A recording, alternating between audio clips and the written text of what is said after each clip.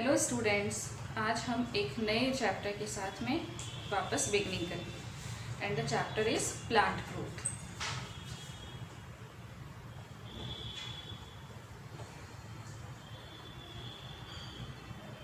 Growth जो है plants की वो एक बहुत इम्पॉर्टेंट फिनोमिना है उनकी लाइफ प्रोसेस में। चाहे प्लांट्स की बात करें या एनिमल्स की बात करें, सब में ग्रोथ होती है।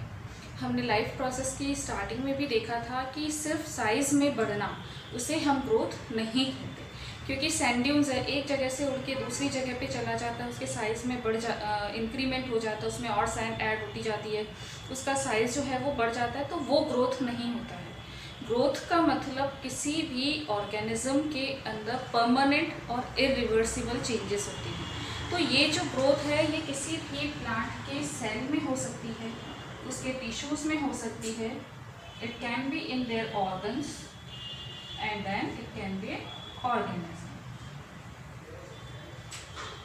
प्लांट ग्रोथ एक इम्पॉर्टेंट इरिवर्सिबल फिनोमिना है which is from intrinsic. Intrinsic का मतलब होता है अंदर से ग्रोथ होती है, जिसमें बहुत सारे एनाबॉलिक और कैटाबॉलिक प्रोसेस होते हैं। जैसा कि हमें पता है, एनाबॉलिक मतलब बनने वाली रिएक्शंस होती है और कैटाबॉलिक मतलब टूटने वाली रिएक्शंस होती है। तो मेटाबॉलिक एक्टिविटीज़ के कारण से जो सेल्स है उनकी ग्रोथ होती है, और ये जो ग्रोथ है ये उनके शेप में भी होती है, shape and size, and it is also in their number, उनकी नंबर में भी इंक्रीमेंट होता है, which is by cell division. किसी भी ग्रोथ में पहली चीज़ उनके साइज में चेंज होता है। एक सेल जो है वो इनिशियली इतनी थी, वो बाद में ग्रोथ के बाद इतनी हो जाती है। और दूसरी इम्पॉर्टेंट चीज़ उसके इलोंगेशन के लिए इसेंशियल है कि उसमें उनकी नंबर भी इंक्रीज हो। तो this occurs by cell division. तो अगर हम इसकी डेफिनेशन देखें तो इसमें हमको दो चीज़ इम्पॉर्टेंटली मेंशन करनी पड़ेगी कि it is irreversible, irreversible and the second one is permanent। ये वर्ड हम इसलिए डाल रहे हैं क्योंकि एक सीडलिंग है जिसे हम स्प्राउट करते हैं, वाटर में ऐड कर देते हैं। वाटर में डालने पर हमें पता है कि इसका जो साइज है वो बढ़ जाता है। उसके बाद अगर हम इसको वापस वाटर से निकाल देंगे तो it will regain its original shape, उसको हम ग्रोथ नहीं मानेंगे। हम जब स्प्राउटिंग करते हैं तो जो भी सीड्स होते हैं चने वगैरह के, ग्राम के, तो उनको पानी में सोक करके रखते हैं। सोक करने पर उनका जो साइज़ होता है वो बढ़ जाता है, वो स्वेलअप हो जाता है, उसकी वॉल्यूम इंक्रीज हो जाती है। लेकिन अगर हम उसको पानी से बाहर रख देंगे then it will again lose the water and will regain its shape. तो that is not growth. Growth में एक बार जब साइज रीगेन हो जाता है देन इट इज़ परमानेंट, उसको हम वापस चेंज नहीं कर सकते हैं। That comes in growth. तो it is an irreversible as well as permanent phenomena. We can say that irreversible increase in size which is commonly but not necessarily accompanied by an increase in dry weight। जरूरी नहीं है कि उसका dry weight increase हो, that is cell growth. तो permanent and irreversible word हमारी growth में important होते हैं, और ये जो ग्रोथ है ये किसी में भी हो सकती है, either it can be in shape and size और it can be in number. Now in growth the cells are continuously added to the body by meristem in plants. Plants में हमें पता है कि दो तरह के टिश्यूज होते हैं, meristematic tissue and permanent tissue. Permanent tissue जो है उनमें डिवीजन की एबिलिटी नहीं होती है, they can not divide. Growth के लिए जो टिश्यू रिस्पॉन्सिबल होते हैं दे आर मेरिस्टेमेटिक टिश्यू। तो cells are continuously added in the body of plant by meristematic tissue. अगर कोई प्लांट है, ये उसकी शूट है, and if this is the root then these tissues are found at the apical portion. यहाँ पर मिलेगा हमें शूट, एपिकल, मेरिस्टेमेटिक टिश्यू, और यहाँ पर मिलेगा हमें रूट, एपिकल, मेरिस्टेमेटिक टिश्यू। ये टिश्यू किसी भी प्लांट की ग्रोथ के लिए रिस्पॉन्सिबल होते हैं। Now this growth is measurable. उससे पहले एक और इम्पॉर्टेंट चीज़, प्लांट्स की जो ग्रोथ है उसको हम दो कैटेगरी में डिवाइड कर सकते हैं, या दो टिश्यूज इसके लिए रिस्पॉन्सिबल होते हैं, primary and secondary. Primary growth means the cell the plant is increasing in length. Plant जो है वो लंबाई में इंक्रीज हो रहा है। पहले अगर कोई प्लांट इतना था तो वो इतना बड़ा हो जाता है, that means increment in length. Whereas in case of secondary, the plant is increasing in girth. उसकी जो width है वो change हो रही है। पहले ये प्लांट इतना था और फिर ये प्लांट इतना हो जाता है, तो this is the increment. तो this is considered as secondary growth. Secondary growth जो होती है उसके लिए रिस्पॉन्सिबल होता है lateral meristematic tissue. Secondary growth is due to lateral meristematic tissue, and primary growth के लिए जो टिश्यू रिस्पॉन्सिबल होता है that is apical and intercalary. ये दो टिश्यू जो होते हैं ये प्राइमरी ग्रोथ के लिए रिस्पॉन्सिबल होते हैं और प्लांट की लेंथ को इंक्रीज करते हैं। सेकेंडरी ग्रोथ में प्लांट जो है वो विड्थ में इंक्रीज होता है। तो इस तरह से हम ग्रोथ की दो कैटेगरीज बना सकते हैं। Now we will see the plant growth site. Plant growth site के लिए हमें पता है कि प्लांट की जो लोअर कैटेगरी के प्लांट्स हैं, जैसे एल्गी में प्लांट की ग्रोथ जो होती है it occurs through out the body, उसकी पूरी बॉडी के अंदर ग्रोथ होती है। लेकिन जो हायर कैटेगरी के प्लांट्स होते हैं, एंजियोस्पर्म जैसे प्लांट्स, उनके अंदर जो ग्रोथ होती है वो पर्टिकुलर प्लांट्स में होती है, प्लांट पार्ट में होती है, एक पर्टिकुलर रीजन के अंदर होती है। तो इसके लिए जो टिश्यू रिस्पॉन्सिबल है that is meristematic tissue. Meristematic tissue is responsible for the growth in plants. ये जो टिश्यू होता है ये अपनी पोजीशन के अकॉर्डिंग 3 कैटेगरीज में क्लासीफाई होता है। इसको हम इसकी किस जगह पर ये लोकेटेड है उसके अकॉर्डिंग हम इसको 3 कैटेगरीज में डिवाइड कर सकते हैं। देखिए, सबसे पहले जो टिप पर मिलता है, चाहे रूट हो चाहे शूट हो, उसका जो एपिकल पार्ट होता है, जो सबसे ऊपर वाला पार्ट होता है, जहाँ पर जो टिप है वहाँ पर जो टिश्यू प्रेजेंट होता है उसे बोला जाता है एपिकल मेरिस्टेमेटिक टिश्यू। एपिकल का मतलब ही सबसे top position. This tissue is found in the tip of root as well as shoot. ये हमें रूट में भी मिलेगा, रूट की जो टिप होती है वहाँ पर, और शूट की जो टिप होती है वहाँ पर। तो उसके अकॉर्डिंग हम इसे root apical meristematic tissue and shoot apical meristematic tissue बोलते हैं। इसी में ही कंटिन्यूअस सेल डिवीजन होता है। इस टिश्यू की जो सेल होती है वो कंटिन्यूअसली डिवाइड होती रहती है और उसके कारण से उनकी जो नंबर है, सेल्स की जो नंबर है वो इंक्रीज होती रहती है। तो इसलिए ये जो टिश्यू होता है it forms later on it forms permanent tissue by elongation and differentiation।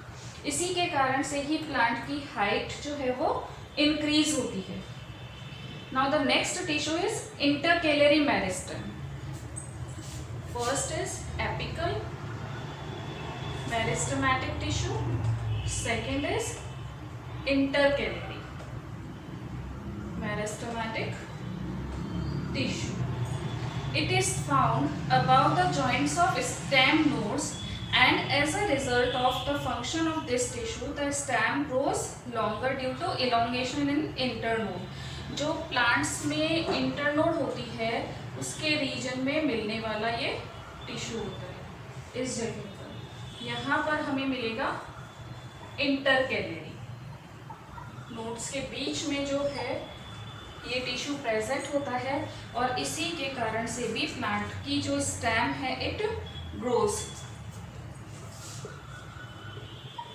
Due to elongation of internode. Elongation of जो इंटरनोड है, दो नोड्स के बीच का distance, this is one node, this is another node. इनके बीच का जो डिस्टेंस है this is known as internode. इस इंटरनोड के इलोंगेशन के कारण प्लांट की ग्रोथ होती है, तो that tissue is known as intercalary meristematic tissue. Then the third one is lateral meristematic tissue. Lateral meristematic tissue जो होता है it is responsible for thickness. Plant की जो गर्थ होती है, जो विड्थ होती है, वो इसी के कारण से ही होती है। दिस टिश्यू का, ये जो टिश्यू है लेटरल मेरिस्टेमेटिक टिश्यू, इसका एग्जांपल है लेटरल मेरिस्टेम का कैम्बियम, कॉक कैम्बियम जो होती है, तो उसके कारण से प्लांट की सेकेंडरी टिश्यूज का फॉर्मेशन होता है और सेकेंडरी ग्रोथ होती है। कॉक कैम्बियम को इसको हम एग्जांपल में ले सकते हैं। तो इसके कारण से ये जो स्टेम है इसकी थिकनेस इंक्रीज होती है, लेटरल ग्रोथ होती है या गर्थ और विड्थ में इंक्रीज होती है, और ऐसी ग्रोथ जो लेटरल मेरिस्टेमेटिक टिश्यू के कारण होती है उसे बोला जाता है सेकेंडरी ग्रोथ। और एपिकल और इंटरकैलरी, इन दोनों के कारण से प्लांट की लेंथ बढ़ती है, ऐसी ग्रोथ को बोला जाता है primary growth. We want to see the difference in the primary and the secondary growth. We can write it in this way. The growth can be considered as of two types. The first one is primary and the second one is secondary. Primary growth causes increase in length, and this one is responsible for increase in girth or width. Then primary meristematic tissue is responsible for primary growth. Primary meristematic tissue, which includes apical and intercalary.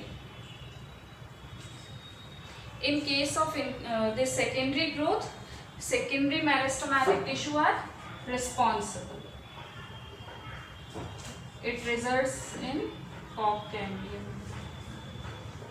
formation of cock cambium. This is the example of secondary growth.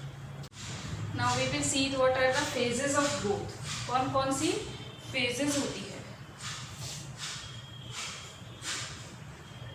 Phases of growth, तीन तरह की phases को हम देख सकते हैं किसी भी growth में। Cells of meristematic tissue forms new cell by mitosis. जो division होता है cells की growth में, इसके लिए mitotic division होता है जिसमें क्रोमोसोम नंबर सेम रहते हैं। Now ये जो growth है ये तीन stages में होती है। First is phase of cell formation. नाम से समझ में आता है कि नई सेल इस फेज में बनेगी। इन दिस फेज यहाँ पर क्या होगा, मेरिस्टेमेटिक टिश्यू जो होता है वो कंटिन्यूसली डिवाइड होता रहता है माइटोटिक डिवीजन से। माइटोसिस से वो कंटिन्यूसली डिवाइड होता रहता है और उसके कारण से नई सेल बनती रहती है। तो इस फेज में सबसे पहली बात जो सेल होती है, सेल बिकम्स लार्ज। सबसे पहले वो सेल बड़ी हो जाती है। देन उसका जो प्रोटोप्लाज्म है वो डेंस हो जाता है, डेंस हो जाता है, क्वांटिटी एंड क्वालिटी वाइज घना हो जाता है, थिक हो जाता है। और जो सेल है वो कंटिन्यूसली पूरी तरह से अपने आप को प्रिपेयर कर लेती है कि उसे आगे जा कर के डिवाइड होना है। तो इसके कारण से वापस से न्यू सेल्स फॉर्म होती रहती है। This occurs in the phase of cell formation. Now the second one is cell elongation. Second phase is cell elongation.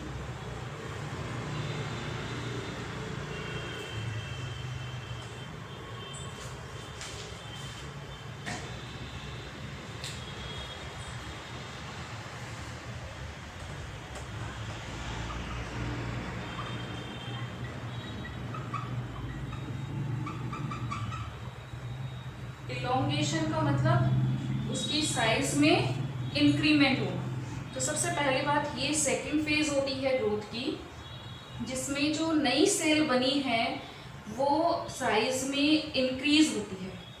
उसके लिए बहुत सारी जो छोटी छोटी वैक्यूल्स होती है जिसमें वाटर और कुछ सब्सटेंस डिजॉल्व होते हैं, वो सब कलेक्ट हो जाते हैं किसी भी सेल के अंदर, और ये जो है बड़ी वैक्यूल बनाती है, छोटी वैक्यूल्स जो होती है ऐसी आपस में ये सब मिल करके एडअप होकर के और लार्ज वैक्यूल बनाती है। इसका जो न्यूक्लियस होता है वो भी, और जो साइटोप्लाज्म होता है वो सब यहाँ पर पेरिफेरी में शिफ्ट हो जाता है, इस तरह से साइड में चला जाता है, और जो प्लांट है उसका ड्राई वेट भी इंक्रीज हो जाता है। सेल वॉल का इसमें फॉर्मेशन होने लग जाता है और उसकी थिकनिंग होने लग जाती है। तो इस तरह से इसके अंदर जो इनिशियल छोटी सेल थी अब वो साइज में बड़ी होने लग जाती है, तो इसलिए इसे बोला जाता है phase of cell elongation. Then the third one is the phase of cell differentiation.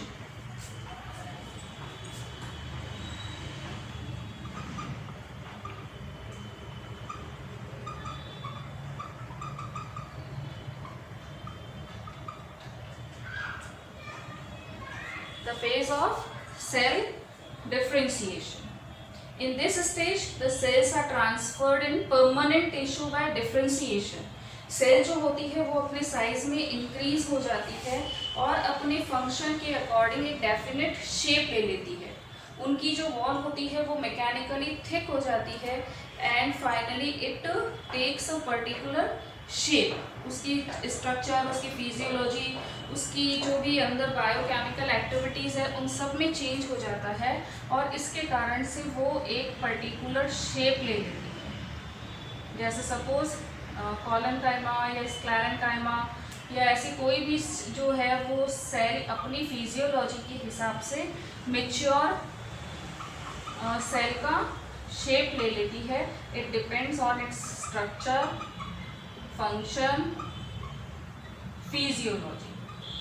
उसे जो भी परफॉर्म करना है फंक्शन, उसके अकॉर्डिंग जो सेल हमारे पास आई थी अब वो एक परमानेंट सेल का शेप लेकर के और मेच्योर हो जाती है। Then it is known as the phase of cell differentiation. तो इस तरह से किसी भी प्लांट की जो ग्रोथ फेजेस है उसमें सबसे पहला काम आता है हमारे पास सेल फॉर्मेशन, यानी कि डिवीज़न होगा और उससे न्यू सेल्स बनेगी। डिवीज़न जो है वो माइटोटिक डिवीज़न होता है। Then the second one is elongation. छोटी छोटी वैक्यूल्स सब एडअप होकर के और बड़ी लार्ज वैक्यूल, जैसा हमें पता है कि जो प्लांट सेल है उसमें सेल वैक्यूल एक मेन सेल की जो सेंटर पोजीशन होती है that is occupied by vacuole. तो यहाँ पर ये सब एडअप होकर के एक सेंट्रल वैक्यूल का फॉर्मेशन करती है एंड देन उसके वेट में इंक्रीमेंट हो जाता है। न्यूक्लियस जो होता है it moves towards the peripheral region. Then हमारे पास में जो थर्ड फेज आती है दैट इज डिफरेंशिएशन। डिफरेंशिएशन का मतलब होता है कि सेल जो है वो एक अपने जो फंक्शन उसको परफॉर्म करना है उसके अकॉर्डिंग वो एक डेफिनेट शेप ले लेती है। तो यहाँ पर सेल जो है वो मेच्योर होकर के परमानेंट टिश्यू में ट्रांसफर हो रही है। This is the third phase.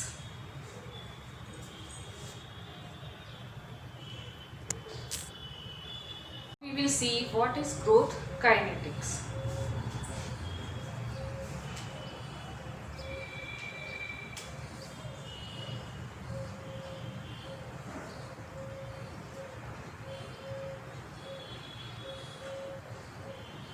Growth kinetics में हम ये देखेंगे कि जो ग्रोथ होती है वो किस तरह से होती है। किसी भी प्लांट में जब सेल डिवीजन होता है तो उनकी जो नंबर है वो इंक्रीज होती है। वो नंबर जो इंक्रीज होती है it can be in two ways. The first one is arithmetic and the second one is geometric.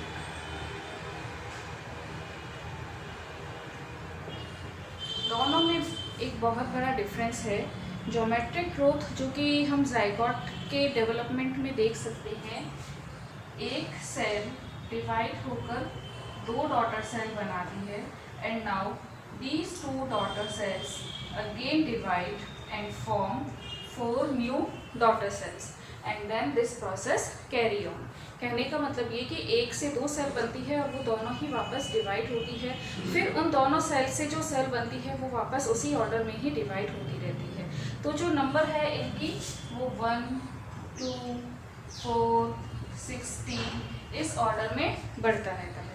This is known as geometric growth. In case of arithmetic एक cell डिवाइड होकर दो सेल बनाती है। अब इसमें से जो ये सेल है ये मेच्योर हो जाती है और डिफरेंशिएट हो जाती है और ये सेल कंटिन्यू होकर वापस डिवाइड करती है। इससे बनने वाली इन दो सेल में वापस एक सेल मेच्योर हो जाएगी, परमानेंट टिश्यू में कन्वर्ट हो जाएगी and this keeps on dividing. तो इस तरह से फेवरेबल कंडीशन में जो ज्योमेट्रिक ग्रोथ होती है, in this case the two daughter cells are formed from the parent cell which divides again, and due to this the number of cell get doubled in each division. This geometric growth is generally seen in zygote. In arithmetic growth, the single meristematic cell divides by mitotic division to form two new daughter cells. Among these new daughter cells, one cell get differentiated into permanent cell whereas the other remains meristematic. ये वाली cell जो है ये meristematic ही रहती है and divide again by mitotic division. The process continues and the new cells are constantly added to the body resulting in the constant increase. इसमें जो increase हो रही है वो constant हो रही है। इनका जो sequence है वो इस तरह से है। तो if we plot a graph of arithmetic and geometric, we see in case of arithmetic we see a straight line. The graph is plotted in height versus time, whereas in case of geometric a sigmoid graph is obtained. Now, if we see this graph in detail, for the geometric curve, we have seen that it is in the shape of sigmoid curve, like this. It is having the different phases. First is leg phase. The graph is drawn between time and growth rate. हमने देखा था कि इसके बीच में जो अपन graph बनाते हैं और समय के साथ प्लांट में कितनी ग्रोथ हुई है, तो ज्योमेट्रिक केस में हमें जो ग्राफ मिलता है वो एस शेप होता है, दैट इज सिग्मॉइड कर्व, जिसे ग्रोथ कर्व भी बोला जाता है। इसमें डिफरेंट फेजेस होती है।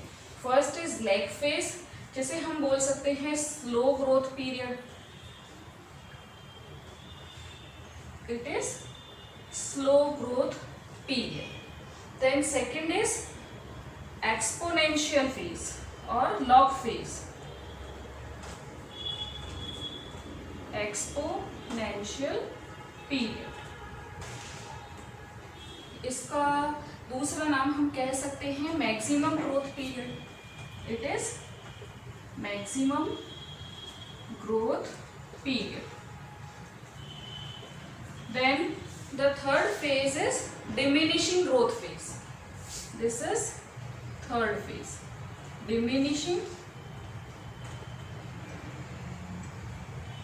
growth period, and at the top lies the stationary phase, जहाँ पर ग्रोथ रुक जाती है, stationary phase. तो overall we can say that the S-shaped or the sigmoid curve or the growth curve consists of three main phases. First is leg period और lag phase. जो lag phase है इसमें किसी भी प्लांट की growth की primary stage होती है। It is the primary stage जिसमें सेल डिवाइड होना जस्ट स्टार्ट होती है और इस समय प्लांट की जो ग्रोथ है वो बहुत ज़्यादा स्लो होती है, जैसा कि हम इस ग्राफ में देख सकते हैं। तो here the growth is very slow और we can say that growth rate is low. यहाँ पर जो ग्रोथ रेट है वो बहुत ज़्यादा स्लो है। और इसमें इंटरनल चेंजेस होते हैं प्लांट में, और जो ड्राई वेट है उसमें कमी आती है। प्लांट के ड्राई वेट इज रिड्यूस्ड।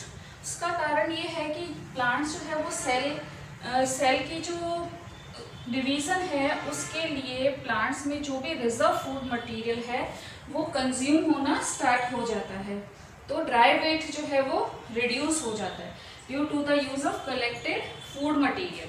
यहाँ पे जो भी कलेक्टेड फूड मटेरियल है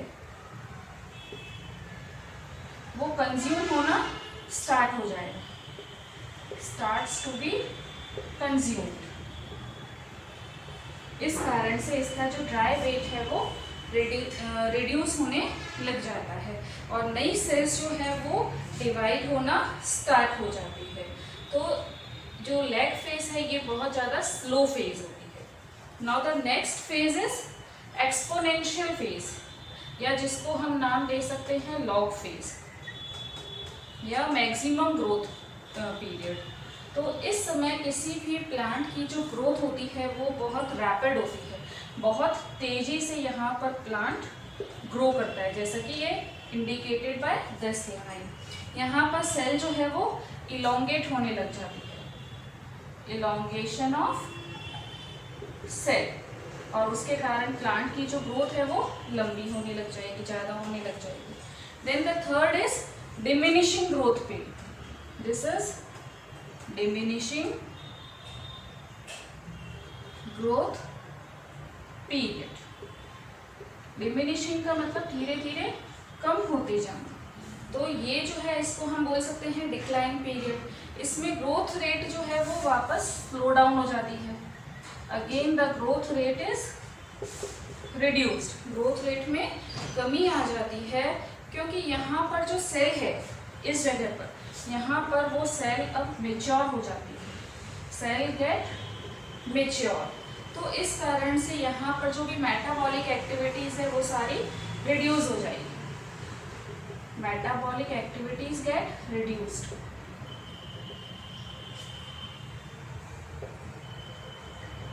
दैट इज वाई यहाँ पर डिमिनिशिंग फेज मतलब ग्रोथ जो है उसमें कमी आ जाती है। एंड देन लास्ट में हम कह सकते हैं स्टेशनरी हो जाती है किसी भी प्लांट की ग्रोथ, तो स्टेशनरी पीरियड, स्टेशनरी मतलब रुक जाना। तो in this stage the growth becomes stable due to the maturity of cells. Growth becomes stable, यहाँ पर ग्रोथ स्टेबल हो जाती है और उसका बेसिक रीज़न यही है कि जो सेल है वो पूरी मेच्योर हो जाती है। तो इस तरह से जो फेजेस है इसकी, उसको हम ग्राफ से अगर रिप्रेजेंट करें तो हमारे पास ये फेजेस आती है, जिसमें सबसे पहले आती है हमारे पास लैग फेज। लैग फेज मतलब स्टार्टिंग फेज होती है, सेल डिवाइड होना स्टार्ट होती है और इसके अंदर जो भी रिजर्व फूड मटेरियल है प्लांट में वो सारा कंज्यूम होने से उसके जो ड्राई वेट है उसमें कमी आ जाती है और जस्ट डिवीजन स्टार्ट होता है। Then the second is log phase. Log phase का मतलब तेजी से उसके अंदर इंक्रीमेंट होगा, सेल डिवाइड हो चुकी है और नेक्स्ट फेज इलोंगेशन की होती है, हमें पता है। तो यहाँ पर वो सारी सेल जो है वो इलोंगेट होने के कारण से प्लांट की जो ग्रोथ है वो बहुत तेजी से बढ़ जाती है, like this. Then diminishing phase, अब उसके बाद में क्या होगा कि ये जो फेज है यहाँ पर सेल जो है वो मेच्योर होना स्टार्ट हो जाती है, तो धीरे धीरे जो ग्रोथ रेट है वो रिड्यूस हो जाती है और फाइनली वो मेच्योरिटी गेन करने के कारण से स्टेशनरी हो जाती है। We see how we can measure the growth of plant, की प्लांट की ग्रोथ को अपन किस तरह से मेजर कर सकते हैं। प्लांट की ग्रोथ को मेजर करने के लिए we are having the different aspects.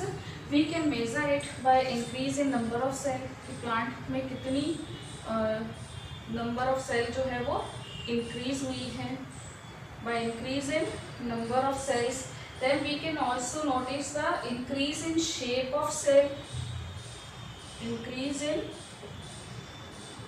Shape of cell और पर्टिकुलर टिश्यू और ऑर्गन, कि सपोज कोई लीफ है वो पहले इतनी थी, देन लेटर ऑन वो इतनी हुई, तो उसमें कितना इंक्रीमेंट हुआ।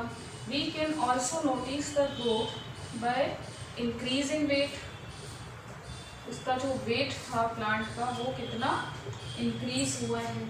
और we can also measure by linear measurement, नाप सकते हैं हम उसको कि प्लांट की लंबाई कितनी इंक्रीज हुई है। तो जनरली जो ग्रोथ मेजर है अपन इन चीज़ों में नोटिस करके और प्लांट की ग्रोथ को देख सकते हैं। One another method for measuring the growth of rate is direct method.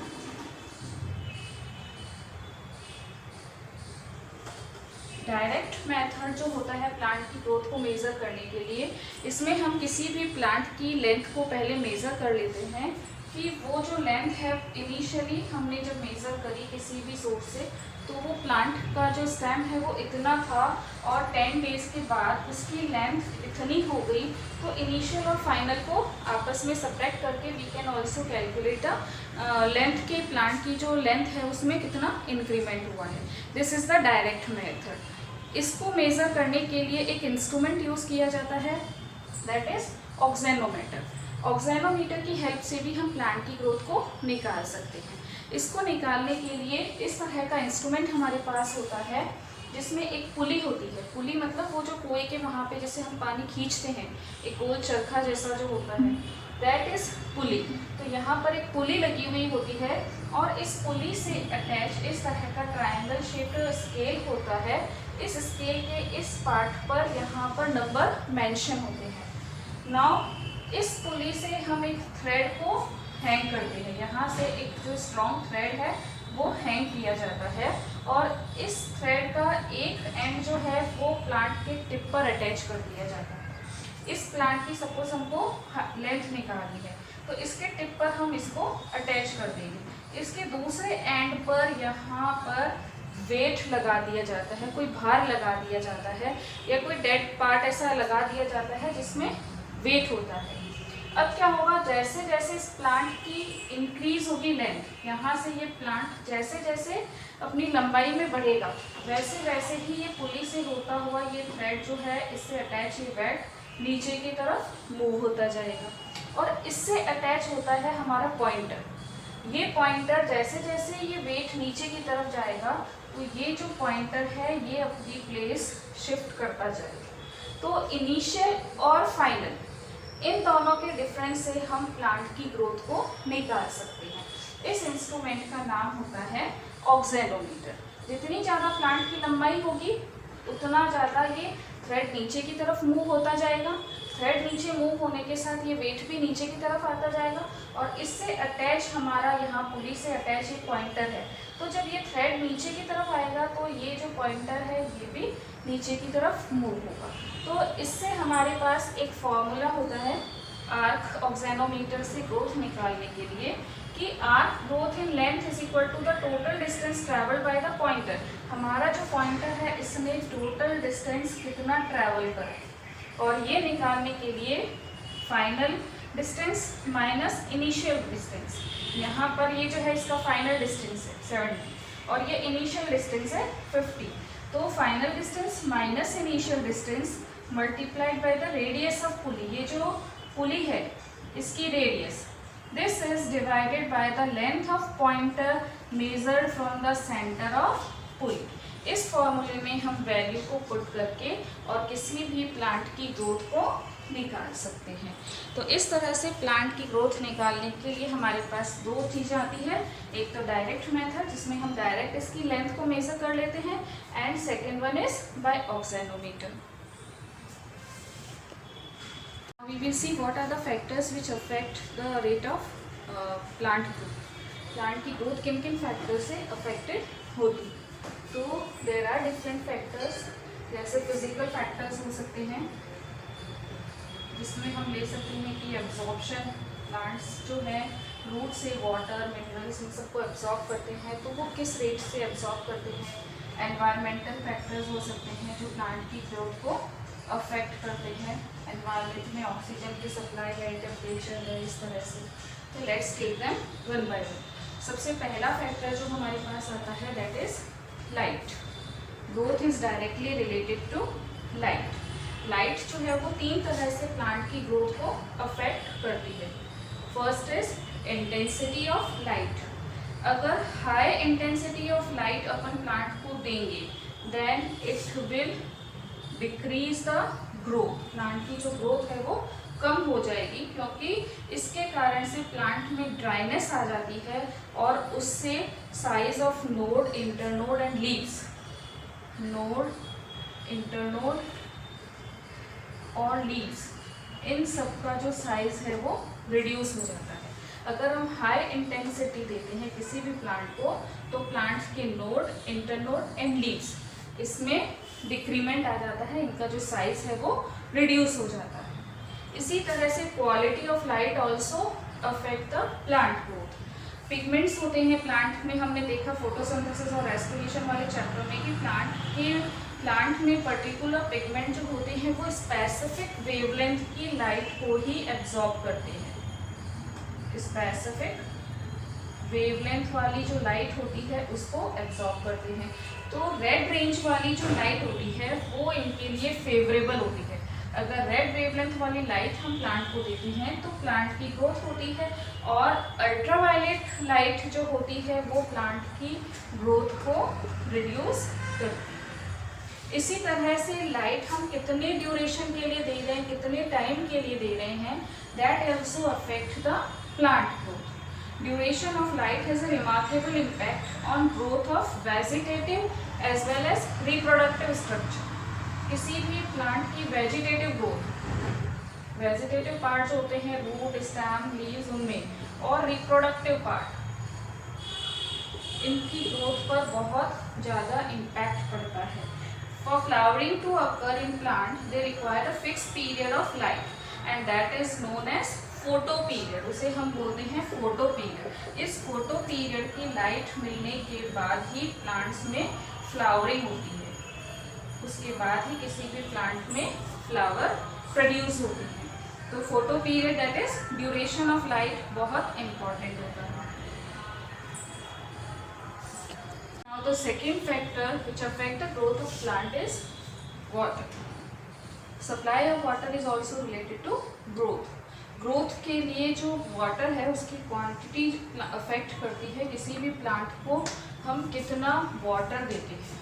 Water का इनडायरेक्ट रोल होता है, क्योंकि जितने भी बायोलॉजिकल फंक्शंस होते हैं जैसे एब्जॉर्प्शन, मिनरल्स वगैरह चाहिए तो वो वाटर के साथ ही मूव होते हैं। देन उसके बाद में ट्रांसपीरेशन, ट्रांसपीरेशन होगा तो उसके लिए स्टोमेटा लेंगे। तो इनडायरेक्टली जो वाटर है वो प्लांट की रेट को अफेक्ट करता है। जर्मिनेशन है, रेस्पिरेशन है, इन सब चीज़ों के लिए वाटर की रिक्वायरमेंट होती है। ये प्लांट की ग्रोथ को इनडायरेक्टली अफेक्ट करता है। Then the third case is temperature. Now the third factor which affect the rate of growth is temperature. Temperature भी डायरेक्टली या indirectly affects the lot. Generally जो प्लांट की ग्रोथ है it is favourable और increase from 5 to 35 degree Celsius temperature. अगर इससे ज़्यादा temperature plants को दिया जाता है तो उस केस में प्लांट के जो एंजाइम्स हैं वो डिस्टॉर्ट हो जाते हैं और प्लांट की ग्रोथ रुक जाती है।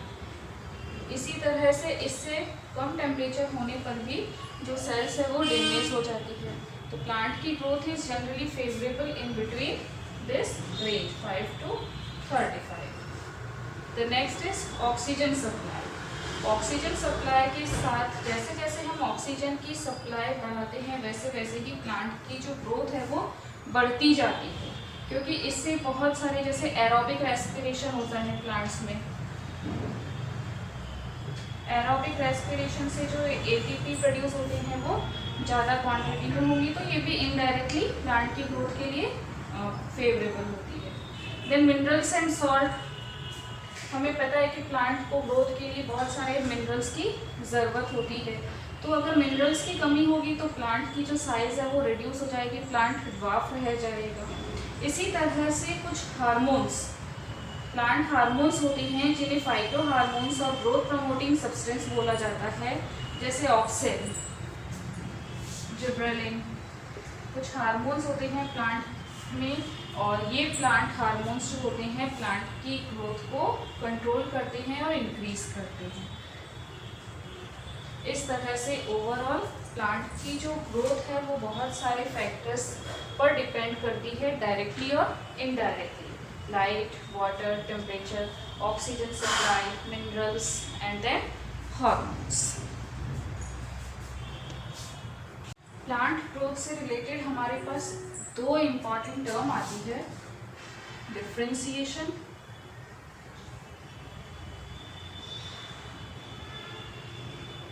And D differentiation.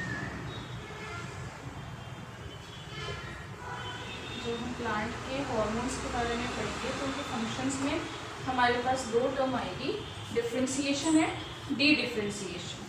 तो इनका मीनिंग देखते हैं। डिफरेंशिएशन का मतलब होता है maturation of cell leading to loss and ability to divide. ये कोई सेल है, डिवाइड हो रही है, वापस इससे दो नई सेल बन रही है। तो यहाँ पर जो ये वाली सेल है ये तो मेरिस्टेमेटिक है, लेकिन ये वाली जो सेल है ये मैच्योर हो जाती है। अब इसमें एबिलिटी नहीं है और फर्दर डिवीजन की, तो this is known as differentiation.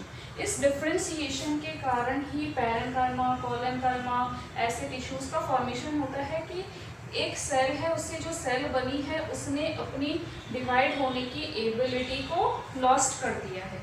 This means that this cell is differentiated, it is differentiation.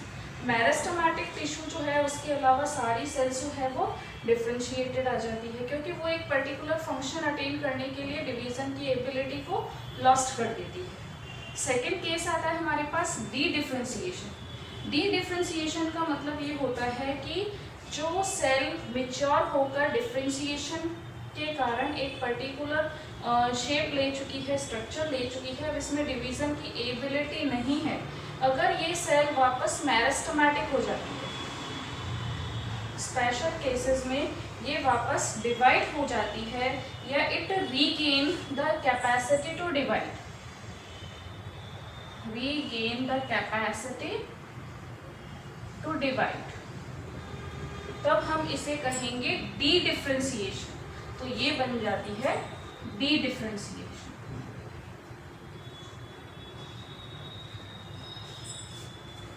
D differentiation का एग्जाम्पल हम ले सकते हैं कॉक कैम्बियम, जो सेकेंडरी टिश्यूज बनाता है। कॉक कैम्बियम ये है इसका एग्जाम्पल। तो इस तरह से ये दो वर्ड हमारे पास आगे डेवलपमेंट में जब हम प्लांट हार्मोन्स के बारे में देखेंगे तो ये दो वर्ड हमारे पास आते हैं, डिफरेंशिएशन और डी डिफरेंशिएशन। डिफरेंशिएशन का मतलब कोई भी प्लांट है उसमें डिवीज़न हो रहा है और डिवीज़न से एक सेल जो है वो मैच्योर हो जाती है और परमानेंट टिश्यू में कन्वर्ट हो जाती है। That means now it has lost the ability to divide, तो इट इज़ डिफरेंशिएशन। लेकिन कुछ स्पेशल केसेस में अगर ये वापस वो एबिलिटी रीगेन कर लेती है तो we call it D differentiation.